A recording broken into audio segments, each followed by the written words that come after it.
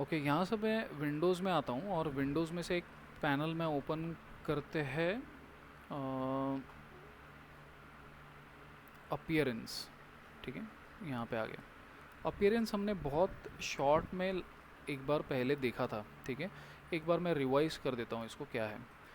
जब मैं कोई भी ऑब्जेक्ट बनाता हूँ तो उसका एक फिल है और एक आउटलाइन है। ठीक है, जो हम यहाँ से चेंज कर सकते हैं। ठीक, तो यहाँ से भी ऑप्शन है।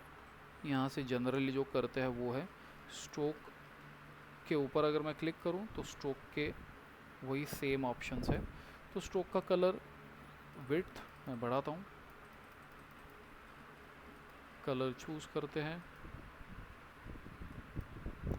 और स्ट्रोक का ओपेसिटी भी है तो मैं ओपेसिटी भी कम करते जा सकता हूँ। ठीक, तो ये स्ट्रोक है और ये फिल है। ठीक है, फिल भी चेंज कर सकते हो। ठीक है, तो इसमें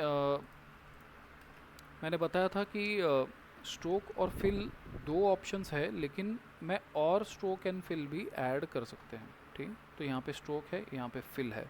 तो सपोज़ मैं और एक स्ट्रोक लेता हूँ। अब ये स्ट्रोक देखो तो अलाइनमेंट जो है स्ट्रोक का वो है सेंटर अलाइन। ठीक, तो जो मेन अपना ऑब्जेक्ट का लाइन है ये वाला, उसके दोनों तरफ स्ट्रोक आ रहा है। ठीक, because it is in centre. तो जब मैं इसका वैल्यू बढ़ाता हूँ देखो तो दोनों तरफ से बढ़ रहा है, बाहर भी अंदर भी। ठीक, तो मैं इसको सेंटर ही रखते हैं अभी के लिए, और मैं और नया एक स्ट्रोक ऐड करते हैं। तो क्लिक, तो एक और स्ट्रोक आ गया, दो स्ट्रोक आ गए। ठीक, इस स्ट्रोक का कलर जो है वो मैं चेंज कर देते हैं, थोड़ा डार्क रखते हैं।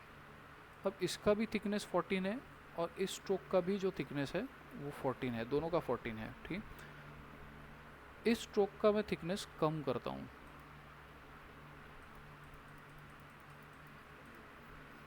तो ये ऐसे कुछ दिखाई देगा। ठीक, अब ये भी लेयर्स की तरह काम करता है। जो सबसे ऊपर है वो यहाँ पर सामने दिखाई देगा। ठीक है, तो अगर मैं इस स्ट्रोक को क्लिक एंड ड्रैग इस स्ट्रोक के नीचे डाल देते हैं, हाँ इसको सिलेक्ट रखो, तो ये दिखाई नहीं देगा बिकॉज ये स्ट्रोक उसके पीछे चले गया। तो ऊपर का स्ट्रोक जो है इसका अगर मैं ओपेसिटी कम करूँ तो मुझे वो दिखाई देगा। ठीक, अभी के लिए मैं इसे ऊपर ही रखते इसके, और ये सेम चीज़ तुम फिल के साथ भी कर सकते हो। तो मैंने स्ट्रोक की जगह फिल ऐड करता हूँ तो और एक फिल आ गया। अब ये फिल देखो तो दोनों स्ट्रोक के भी ऊपर है। ओके, इसलिए अगर मैं ऑफ़ करके देखूँ इसे तो ये इतना पार्ट इस लाइन तक आ रहा है। ठीक, क्योंकि यहाँ तक अपना ऑब्जेक्ट है तो उसको आधा आधा स्ट्रोक को वो छुपा रहा है। तो मैं दोनों स्ट्रोक के नीचे रखता हूँ और इस फिल का कलर जो है वो मैं चेंज कर देता हूँ। अब इस फिल की वजह से ये नीचे का फिल नहीं दिखाई देगा। ठीक, तो मैं इसको भी सेम इसको ऊपर डाल देते हैं तो ये दिखाई देगा, और फिर इस फिल का भी मैं ओपेसिटी कम कर सकता हूँ। तो मुझे धीरे धीरे वो पीछे का ब्लू दिखाई दे रहा है। ठीक, तो काइंड ऑफ मिक्स हो रहा है येलो उसके साथ। ठीक, तो इस तरीके से हम कुछ चीज़ें स्ट्रोक और फिल जितने चाहे ऐड कर सकते हो। ठीक, तो मैंने दो स्ट्रोक दी है, मैं और एक स्ट्रोक्स ऐड करके कुछ अपना क्रिएट कर सकता हूँ। ठीक, एक सिंपल सा एग्जांपल मैंने देखा था, ऑनलाइन ही देखा था। तो इसके लिए मैं क्या करता हूँ, एक स्ट्रेट लाइन बनाता हूँ, इसे सिलेक्ट करते हैं, और स्ट्रोक का जो कलर है वो मैं रखता हूँ सपोज़ डार्क ग्रे, और थिकनेस बढ़ाते हैं, और मैंने उसको सेंटर अलाइन ही रखा हुआ है तो दोनों तरफ से थिकनेस जो है वो मेरा बढ़ रहा है। ठीक, तो ये दिखने में एक रेक्टेंगल दिख रहा है लेकिन ये एक सिंगल लाइन है। ठीक है, जिसको हम शेप देना है तो शेप भी दे सकते हैं। ठीक, और इसमें फिल आ रहा है बिकॉज फिल भी दिया हुआ है। ठीक है, तो मैं फिल निकाल देता हूँ, तो ये ऐसे कुछ हो गया। अब इसको सिलेक्ट करते हैं अपीयरेंस पैनल, एक और स्ट्रोक ऐड करते हैं जिसका मैं कलर दे देता हूँ मे बी वाइट, ठीक, और इसका थिकनेस कम कर देते हैं। ओके,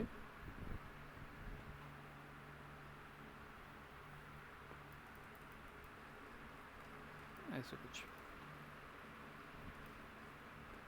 और इस स्ट्रोक को भी मैं चेंज कर सकता हूँ, ठीक है। तो स्ट्रोक में जाते हैं, इसे में भी डैश लाइन रखते हैं। ओके, तो ये रोड जैसा दिखाई देगा, ठीक है। तो 12 पॉइंट्स में रखता हूँ, ठीक। इसके बाद मुझे यहाँ पर और 2 लाइन चाहिए जो येलो कलर के हो, जैसे यहाँ पर और एक यहाँ पर, ठीक है। अब स्ट्रोक में अगर ऐसा पतला दूंगा येलो कलर का तो मैं इसको इस तरफ शिफ्ट नहीं कर सकता हूँ। तो हम क्या ट्रिक करेंगे कि एक नया स्ट्रोक ऐड करते हैं। कलर मैं देता हूँ इसे येलो, और इसको सिलेक्ट रखो, नहीं तो ये पैनल दिखाई नहीं देगा, ठीक। तो इसको सिलेक्ट रख के करना है ऐड येलो कलर, और येलो को मैं थोड़ा कम कर देते हैं, इतना कुछ, ठीक है। इसके बाद और एक स्ट्रोक में ऐड करता हूँ और इसको फिर से ग्रे कलर देते हैं जो हमने रोड को दिया था, और इसका थिकनेस कम करते हैं। तो मुझे ये साइड के लाइंस दिखा देंगे। अब जो तुम्हारा वाइट स्ट्रोक था बीच में वो दिख नहीं रहा है बिकॉज वो नीचे है, ठीक। इसके ऊपर ये 2 लेयर आ गया, तो इसको सिंपली सबसे टॉप पे रख दो। तो ये तुम्हारा एक स्ट्रोक बन गया बेसिकली। तो मैं डायरेक्टली अभी पेन टूल,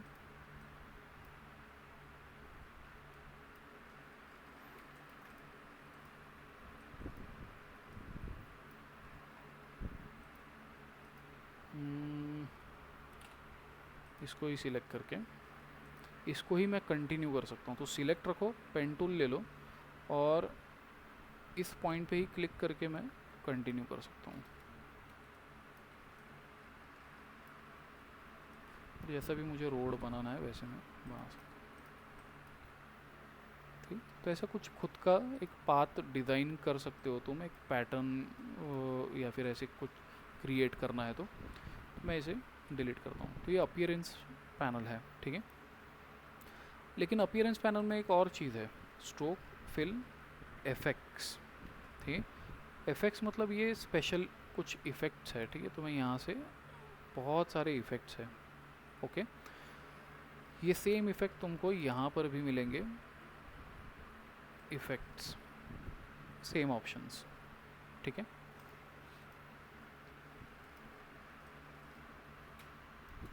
मैं इसको सिलेक्ट करता हूँ, स्ट्रोक का वैल्यू जो है, मैं अपीयरेंस अभी फ़िलहाल बंद करते हैं, मैं यहीं से स्ट्रोक साइज़ चेंज करता हूँ।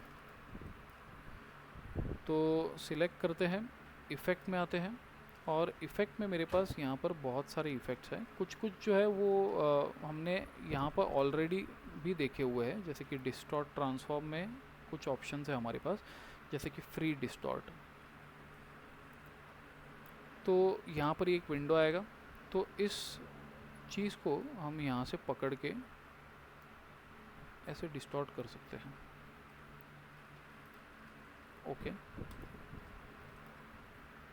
तो ओरिजिनल शेप जो है वो वैसा ही रहेगा, सर्कल। ये इफ़ेक्ट इसके ऊपर अप्लाई होता है, ना कि उस वो ऑब्जेक्ट को चेंज कर रहा है, ठीक। तो ऑब्जेक्ट को वो वैसे ही रख रहा है, तो मैं इसको चेंज भी करना है तो कर सकते हैं। तो वो उसके ऊपर अप्लाई होगा वैसे, ठीक। अब सपोज़ मुझे इसे, इस इफ़ेक्ट को निकालना है, ठीक है। तो इफ़ेक्ट को निकालेंगे कैसे? तो मैं सेम अपीयरेंस पैनल में जाऊँ,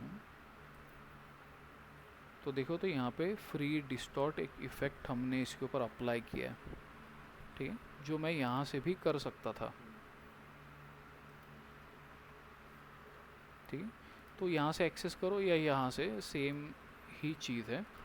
तो तो ये काफ़ी अच्छी चीज़ है कि इसमें इफ़ेक्ट डायरेक्ट ऑब्जेक्ट पे अप्लाई नहीं हो जाते, बल्कि एज अ लेयर की तरह वो उसके ऊपर आते हैं। तो मैं इसको यहाँ से ऑफ भी कर सकता हूँ, या तो अगर मुझे अच्छा नहीं लगा ये इफ़ेक्ट, सिलेक्ट करो, डिलीट कर दो, ये फिर से तो ऑब्जेक्ट वैसा ही रहता है। ठीक है।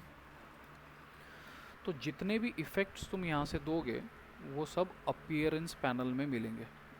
ठीक है, तो इसीलिए भी ये यूज़ किया जाता है पैनल। और ये इफ़ेक्ट्स है, ये अलग अलग इफ़ेक्ट हम ट्राई कर सकते हो। तो कन्वर्ट टू शेप, ठीक, तो इस एलिप्स को मुझे रेक्टेंगल में कन्वर्ट करना है। ठीक, उस रेक्टेंगल का एक्स्ट्रा विड्थ कितना देना है वो भी मैं दे सकता हूँ। ठीक, एक्स्ट्रा विड्थ मतलब क्या है कि अगर मैं इसको 0 कर दूँ, ओके, प्रीव्यू चेक करते तो एग्जैक्ट उतना ही बन रहा है। देखो तो जितना सर्कल का हाइट है और विड्थ है, तो मैं चाहता हूँ थोड़ा एक्स्ट्रा विड्थ है। ठीक, सर्कल इतना है, रेक्टेंगल थोड़ा और हो, तो मैं यहाँ से बढ़ा भी सकते हैं इसको। ओके, प्रीव्यू ऑन करते हैं। ठीक, तो ये कन्वर्ट टू शेप है, मतलब सीधा अलग शेप में इसको कन्वर्ट करना है, लेकिन वो 3 ही ऑप्शन मिलते हैं तुमको, रेक्टेंगल, राउंडेड रेक्टेंगल या फिर एलिप्स, उससे ज़्यादा कुछ नहीं कर सकते। क्रॉप मार्क्स का भी ऑप्शन है। ठीक, तो ऑब्जेक्ट को सिलेक्ट करके क्रॉप मार्क्स दोगे तो एग्जैक्ट जो इसके हाईएस्ट पॉइंट है, लेफ़्ट और राइट, टॉप और बॉटम, वहाँ पे क्रॉप मार्क्स आएंगे। ठीक है, ये इसलिए होता है प्रिंटिंग में, सो दैट अगर तुम इसे प्रिंट करते हो और इस सर्कल जितना ही पेज मुझे चाहिए तो कट करने के लिए मुझे बहुत इजी पड़ेगा, मुझे यहाँ से ही सीज़र से कट करना है, तो वो एग्जैक्टली इस पॉइंट तक कट होता है। फिर वैसे ही यहाँ से कट करोगे तो ठीक, तो ये कटिंग मार्क्स है ये। ठीक, तो इसके साथ ही आ गया ये क्रॉप मार्क्स। ठीक, डिलीट कर देते हैं, यहाँ से अप्लाई करते हैं। तो बहुत सारे इफ़ेक्ट्स हैं, पाथ, ऑफसेट पाथ, प्रीव्यू, तो ये ऑफसेट होगा। ठीक, इधर बाहर की तरफ या अंदर की तरफ। ठीक, कैंसिल करते हैं। ऐसे बहुत सारे इफ़ेक्ट है। पाथ फाइंडर के भी इफ़ेक्ट्स हमारे पास है। ठीक है, पाथ फाइंडर हमने टूल भी देखा हुआ है। ठीक है, उसी का ये वर्जन है। तो मैं सिलेक्ट करके एफेक्ट्स, मैंने इधर से कभी यूज़ नहीं किया है path finder. Add pathfinder effect should usually be applied to group, layers और type objects. This may not have any effect on correct selection. Okay, let's see, दोनों को सिलेक्ट करके pathfinder add, pathfinder effect should usually be applied to groups. Let's see, दोनों को select, control जी, group. अब इसको मैं select करके effects, तो ये ऐड हो गया दोनों। ठीक, तो इसके लिए ग्रुप करना पड़ेगा। ठीक, मैं generally pathfinder tool he on करता हूँ, यहाँ से मैं कभी यूज़ मैंने किया नहीं है, लेकिन पाथफाइंडर, फिर ऐड, सबट्रैक्ट, माइनस, फ्रंट और ये सारे ऑप्शन मैं वहाँ से ही एक्सेस कर सकता हूँ। सिलेक्ट इफेक्ट ऐड किया है, मैं इसके ऊपर क्लिक करता हूँ और मे बी सबट्रैक्ट, तो ये इसे सबट्रैक्ट कर देगा। ठीक, तो ये ध्यान रखो, पाथफाइंडर अगर तुमको अपीयरेंस पैनल में से यूज़ करना है तो इसे ग्रुप करना पड़ेगा, नहीं तो ये नहीं होगा। ठीक है, तो सिलेक्ट, कंट्रोल शिफ्ट जी, अनग्रुप, ऑब्जेक्ट सिलेक्ट, इफेक्ट्स, और इसे बहुत सारे इफेक्ट है, स्टाइलाइज और ड्रॉप शैडो। ठीक है, शैडो भी दे सकते हो। तो क्लिक, प्रीव्यू ऑन। ठीक, तो एक ऑब्जेक्ट को शैडो आएगा, शैडो को ओपेसिटी है 100% रखता हूँ अगर मैं, तो थोड़ा डार्क दिखाई देगा।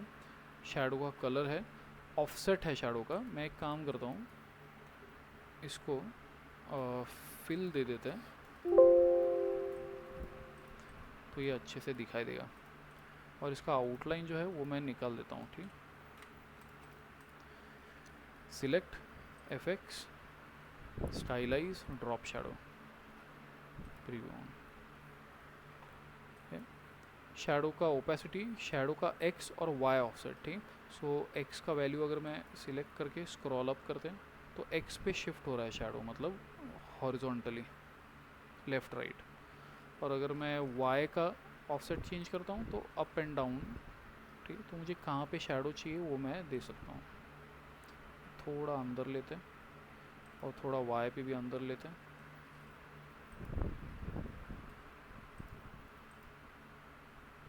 ऐसे कुछ। और ब्लर कितना होना चाहिए, अगर मैं ब्लर वैल्यू 0 रखूँ तो एकदम शार्प शैडो दिखाई देगा। ठीक, तो मुझे सॉफ्ट चाहिए तो मैं ब्लर वैल्यू बढ़ाते हैं। ज़्यादा हो गया। लाइन पे भी कर सकते हो, ये शेप पे आ रहा है लेकिन हम लाइन पे भी कर सकते हैं। तो सिंपल सा अगर मेरे पास एक लाइन है, शिफ्ट एक्स, सिलेक्ट, थोड़ा सा मैं थिकनेस बढ़ाता हूँ, dark colour, select, FX, stylise, drop shadow, preview on. ठीक, थोड़ा ब्लरीनेस कम करते हैं, ओपेसिटी भी मैं थोड़ा कम करता हूँ। ठीक, तो थोड़ा ऐसा फ्लोटिंग लगेगा कि ये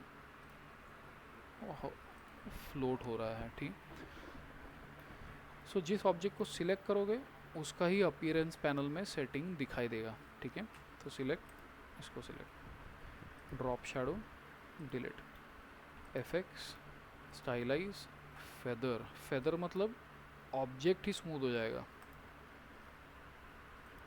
बढ़ाता हूँ।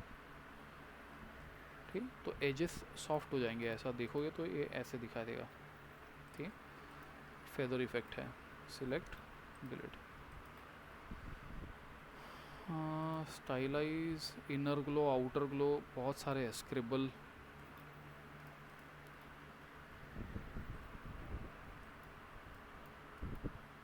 वेरिएशन, स्ट्रोक का थिकनेस। ठीक, सब सेटिंग दिया हुआ है, मतलब तुमको चेक करना पड़ेगा क्योंकि बहुत सारे हैं। ठीक है, हर एक, हाँ, दिखाना थोड़ा मुश्किल है लेकिन ये चेक कर सकते हो तुम। और ऑफ कोर्स ये ऑब्जेक्ट पे अप्लाई नहीं हो रहा है बल्कि एक लेयर की तरह फॉर्म हो रहा है। तो मैं एक तो ऑब्जेक्ट को भी एक्सेस कर सकते हैं डायरेक्ट सिलेक्शन टूल से, और अगर अच्छा कभी नहीं लगता है तो सिंपली उस इफ़ेक्ट को डिलीट कर सकते हो। ठीक, तो ये फिर से बैक टू नॉर्मल हो जाएगा। ठीक, इफ़ेक्ट, अब इसमें एक 3D इफ़ेक्ट है। ठीक है, 3D काफ़ी अच्छा ऑप्शन है और इसको मुझे थोड़ा सा बताना पड़ेगा। ठीक है, बाकी तुम खुद भी ट्राई कर सकते हो, बहुत सिंपल सिंपल है। 3D में आओगे तो मेरे पास एक तो सिंपल रोटेट का ऑप्शन है। सपोज़ मैं यहाँ एक ऐसे टेक्स्ट लेते हैं, मैं इसको लॉरेम इप्सम में ही टेक्स्ट रखता हूँ।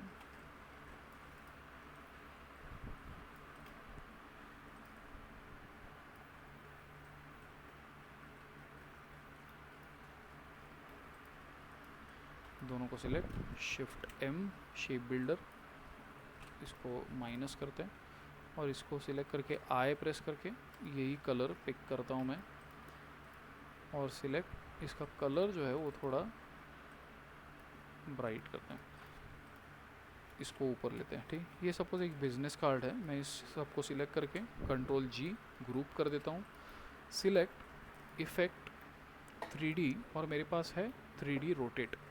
ठीक है,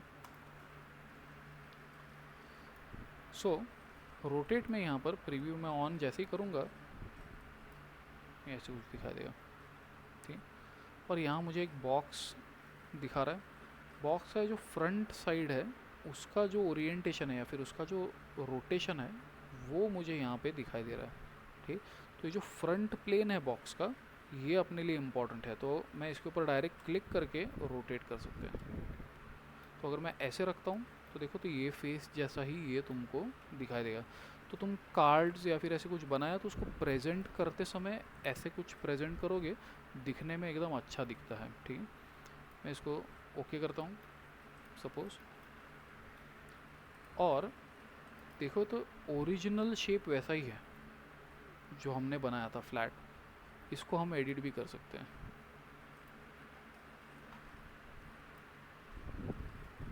तो वो उस पे भी रिफ्लेक्ट होगा। तो मान लो मैं इसका एक कॉपी निकालता हूँ, सिलेक्ट और 3D रोटेट। अब ये ध्यान में रखो कि कभी कभी अपीयरेंस पैनल बंद होता है, ठीक है, हमने ओपन ही नहीं किया अपीयरेंस। अब इसका 3D रोटेशन तुमको चेंज करना है, तो बहुत स्टूडेंट क्या करते हैं, इसको सिलेक्ट करते हैं, इफेक्ट में जाते हैं, 3D रोटेट लेते हैं क्योंकि चेंज करना है। लेकिन इससे क्या होगा कि डबल इफेक्ट अप्लाई हो जाएगा, ठीक है। यहाँ पे दिया हुआ है this will apply another instance of this effect, ठीक है। To edit the current effect double click on the name of the effect in the appearance panel, ठीक है। तो ये ध्यान में रखो, फिर से अप्लाई मत करो, ठीक है। फिर से 3D करोगे तो और एक रोटेशन अप्लाई हो जाएगा, जो ऑलरेडी अपीयरेंस पैनल में अगर जाके देखोगे तो हमने दिया हुआ है, ठीक है। तो और एक नया हमको ऐड नहीं करना है। तो ये पैनल हमें ऑन रख के इसी को क्लिक करके मैं चेंज करता हूँ प्रीव्यू,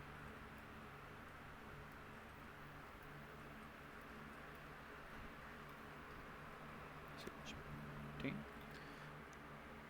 और यहाँ पे तीनों एक्सिस का दिया हुआ है एक्स एंड वाई, जो मैं घुमा रहा हूँ तो देखो तो ये वैल्यूज़ जो है वो चेंज भी हो रहा है, ठीक।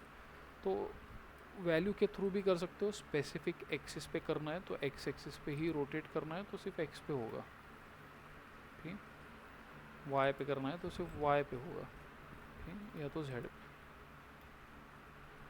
इस बॉक्स के ऊपर भी क्लिक करके कर सकते हो, या इन लाइंस पे भी क्लिक कर सकते हो। तो इस पे क्लिक करूँ तो ऐसे ही रोटेट होगा, सिर्फ इसको पकड़ता हूँ तो ऐसे ही रोटेट होगा, ठीक। और इसको पकड़ते हैं, सॉरी ये भी ब्लू है, ये ग्रीन है, ये रेड, ऐसे भी कर सकते हैं, ठीक। लेकिन ये पीछे की तरफ चले गया, ये साइड अपना इम्पोर्टेंट है।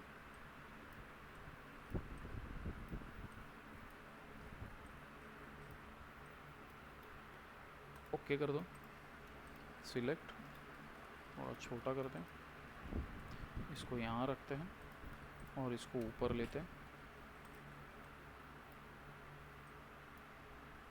थोड़ा मान लो कि ये पीछे है ऐसे।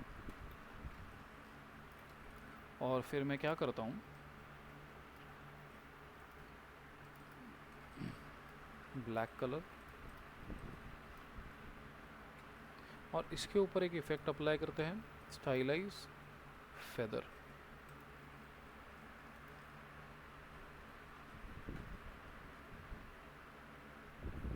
ओके, थोड़ा बढ़ाते हैं और इस ऑब्जेक्ट का ओपेसिटी जो है वो थोड़ा मैं और कम कर देता हूँ ताकि ये लगे हवा में है, ठीक है, एकदम लाइट। तो इस तरीके से हम प्रेजेंट कर सकते हैं और अच्छी तरीके से। सो सिलेक्ट, मैं इसे डिलीट करता हूँ। तो ये सिंपल 3D रोटेट है, ठीक है। इसमें एक चीज़ ये भी है कि अगर मैं ऐसा एंगल रखते हैं तो ये थोड़ा आर्टिफिशियल या फिर नेचुरल नहीं लग रहा है, क्योंकि जब चीज़ें ऐसे टर्न होती है तो जो चीज़ दूर जाता है वो छोटा दिखता है। लेकिन देखो तो ये आगे का भी लाइन बड़ा दिख रहा है और पीछे का भी उतना ही दिख रहा है, ऐसा नहीं होना चाहिए। अब ऐसा क्यों हो रहा है, क्योंकि पर्सपेक्टिव मिसिंग है, ठीक है, वैनिशिंग पॉइंट मिसिंग है जो अपन ने पहले देखा हुआ है। तो पर्सपेक्टिव का ऑप्शन है जो कि 0 है। जैसे ही मैं देखो तो इसको बढ़ाता हूँ, देख यहाँ पर देखो जो पीछे जाने वाला लाइन है वो छोटा होते जाएगा। रिव्यू ऑन है तो इसमें एक डेप्थ आ रहा है, ठीक है। इसको फुल अगर करोगे बहुत ही ऐसा डिस्टॉर्टेड लगेगा, ज़्यादा भी डिस्टॉर्ट नहीं करिए ऐसा लगेगा, ठीक। सो ज़्यादा नहीं, लेकिन थोड़ा सा मैं पर्सपेक्टिव डेफिनेटली ऐड करूँगा, नहीं तो बहुत ही फ्लैट दिखाई दे रहा है, ठीक। तो एक डेप्थ क्रिएट करेंगे तो और अच्छा दिखाई देगा।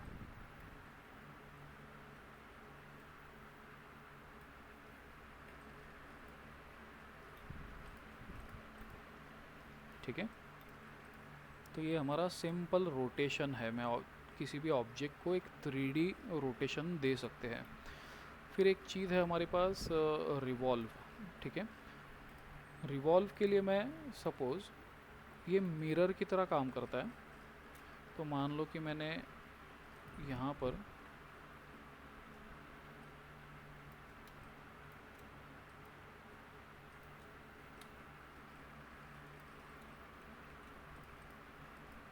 ऐसे कुछ एक ऑब्जेक्ट बनाया और इसको यहाँ पे कर्व देना है मुझे, तो मैं कंट्रोल होल्ड करके रखते हैं तो एक डॉट आएगा, इस पे click and drag, click and drag. Select करो effect 3D revolve, preview on, तो ये ऐसे कुछ हो जाएगा। ठीक है, सो बेसिकली क्या हो रहा है यहाँ पर कि जो मैंने लाइन बनाया था ऐसे, उसका मिरर हो गया। लेकिन मिरर कैसे हो गया, ये यहाँ से, मतलब ये मिरर है तो इसका इस तरफ कॉपी आ गया। ठीक है, तो ये रिज़ल्ट हमको मिल रहा है। ठीक है, तो मिरर जो है वो ऑब्जेक्ट के लेफ़्ट साइड में आ गया, मुझे एक्चुअली राइट साइड में चाहिए था ताकि ये एक बॉटल जैसा शेप बने। ठीक है, तो यहाँ पर ऑप्शन है हमारे पास from left side right side, मैं राइट साइड रखते हैं। ठीक, तो एक बॉटल बन गया। ठीक है, कलर उसको वही आएगा जो स्ट्रोक को हमने कलर दिया था। ठीक है, जो बाद में हम चेंज कर सकते हैं। और इसमें भी पर्सपेक्टिव मिसिंग है तो मैं थोड़ा पर्सपेक्टिव ऐड करते हैं, तो एक डेप्थ आएगा इसमें भी। और इसको घुमा के कहीं से भी देख सकते हो।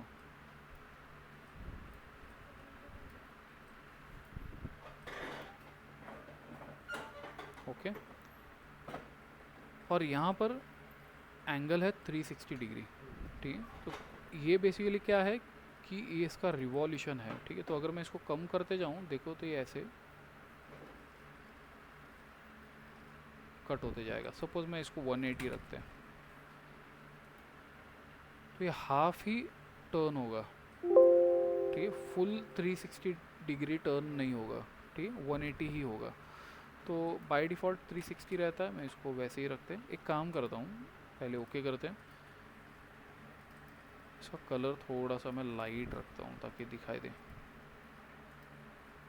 ठीक, थोड़ा क्लियर दिख रहा है अभी। तो रिवॉल्व, प्रीव्यू ऑन।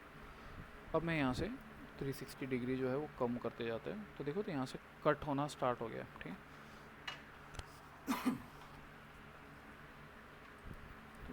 5 डिग्रीज।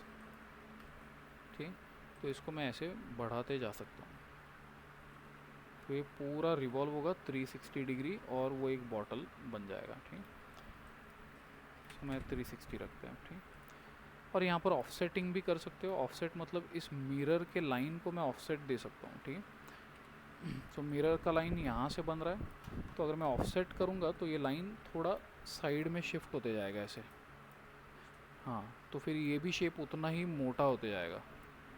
ठीक है, तो ऑफसेट अगर मैं चेंज करूँ,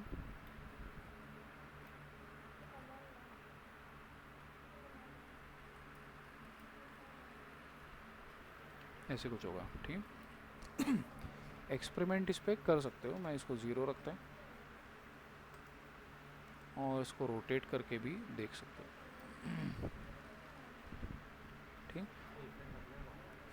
हाँ, ये इफ़ेक्ट अपने आप ही आएगा। अब इसके ऊपर ये चमक आ रहा है एक। ठीक, क्योंकि यहाँ पे सरफेस रखा हुआ है प्लास्टिक शेडिंग। अगर मैं इसको रखूँ वायर फ्रेम तो सिर्फ वायर जैसा दिखाई देगा, नो शेडिंग। ठीक, डिफरेंस ही नहीं दिखाई देगा कुछ, मतलब यहाँ से एक लाइन जा रहा है वो दिखाई ही नहीं देगा। No shading, diffuse shading. Diffuse मतलब वो शेडिंग सब दिखाई देगा, शैडो वैडो, लेकिन वो चमकेगा नहीं प्लास्टिक की तरह। और प्लास्टिक शेडिंग तो एक थोड़ा ग्लो, उसके ऊपर ग्लो नहीं, एक शाइनीनेस आएगा, रिफ्लेक्टिव। डिफ्यूज़ रखते हैं सपोज़, और ओके करता हूँ। और ये भी देखो तो एक इफ़ेक्ट है दिया हुआ, तो मेरा जो ओरिजिनल पाथ है वो वैसा ही है, फ्लैट। और इसको मैं एडिट भी कर सकता हूँ।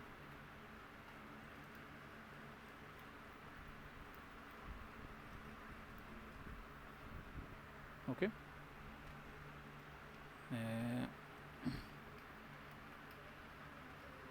तो प्रोडक्ट डिज़ाइनिंग जो है वो बहुत से लोग इसमें करते हैं, इलस्ट्रेटर में ही, ठीक है।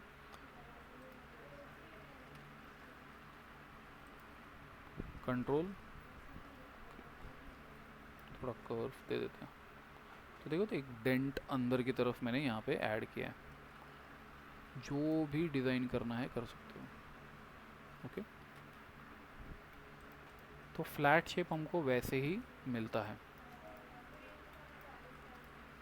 अब इसके ऊपर अपन को लेबल वेबल लगाना है कुछ, वो भी कर सकते हैं, लेकिन वो मैं नेक्स्ट इसमें दिखाता हूँ, ठीक है।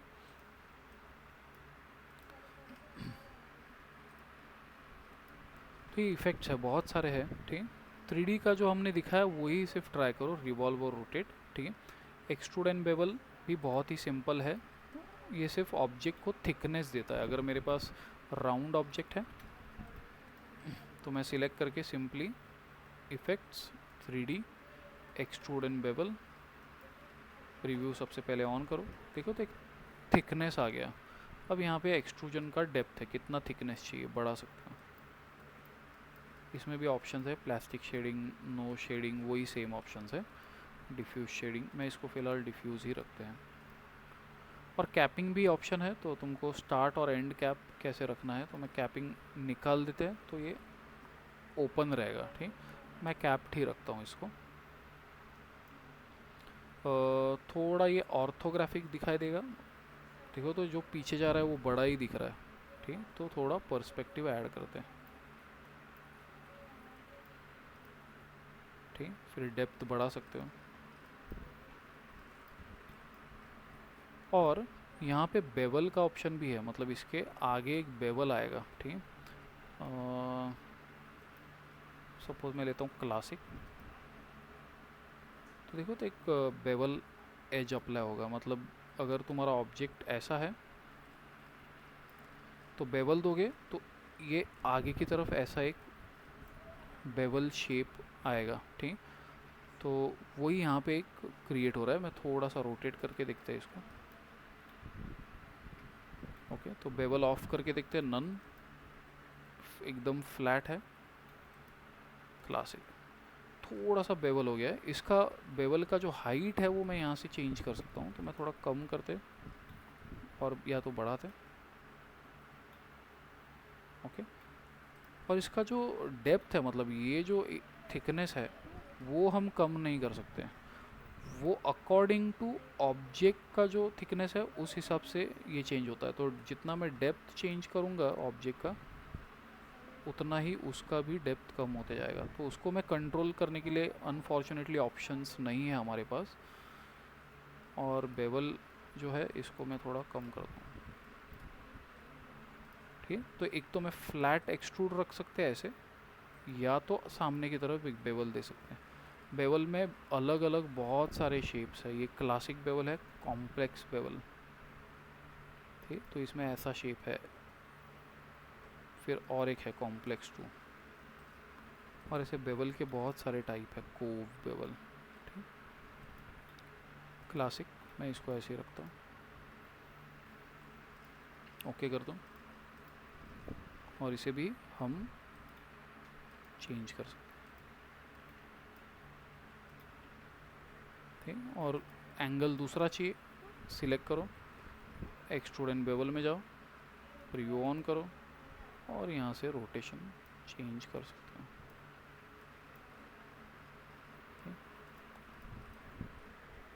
सपोज इसके बीच में मुझे होल चाहिए, ठीक।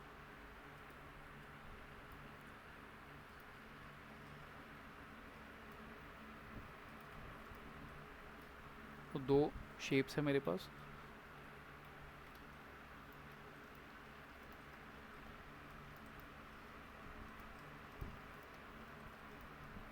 दोनों को सिलेक्ट करो। एक तो हम ऐसे कर सकते हैं, शिफ्ट एम फिर ऑल्ट प्रेस करके क्लिक, तो ये होल हो गया। ओके, ऐसे कर सकते हैं।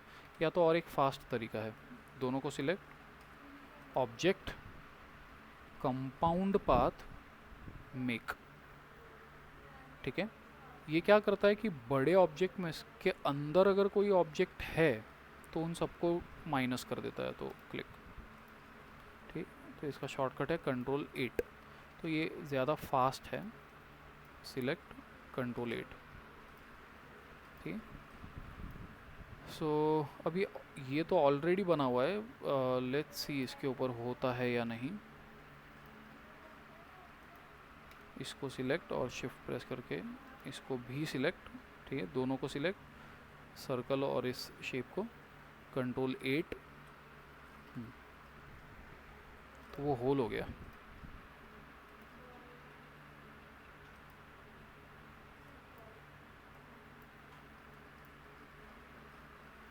ठीक, तो पहले भी कर सकते हो कंपाउंड और फिर बाद में एक्सट्रूड कर सकते हो।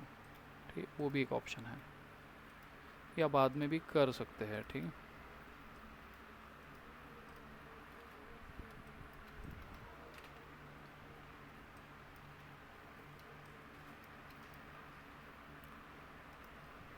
सो अपीयरेंस पैनल और इफेक्ट्स ये तुमको ट्राई करके देखना है। ठीक है।